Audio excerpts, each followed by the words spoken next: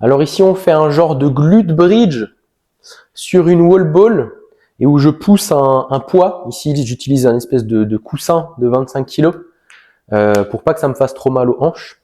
Tu peux utiliser à la place de la wall ball un banc. Tu peux utiliser éventuellement une box.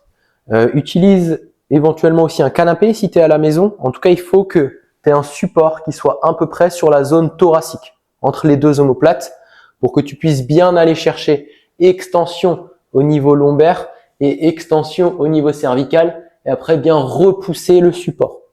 Donc, utilise un support adéquat à cet exercice-là, en fonction du matériel que tu as à disposition.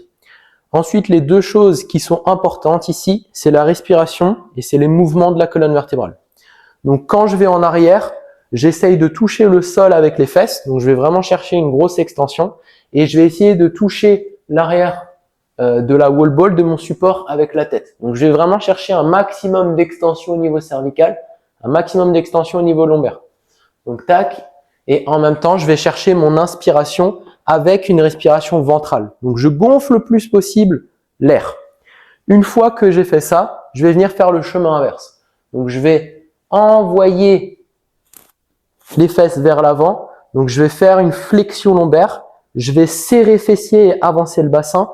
Et je vais venir me regroupiller vers l'avant ici, au niveau cervical et au niveau thorax. Donc, je vais vraiment gainer les abdos le plus possible en avant.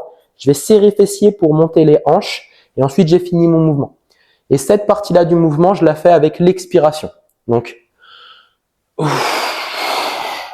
et je verrouille. Donc, l'objectif, c'est ça, c'est j'inspire, je vais en arrière. J'expire, je vais en avant. Et je fais ça avec une bonne respiration ventrale et avec une bonne amplitude respiratoire.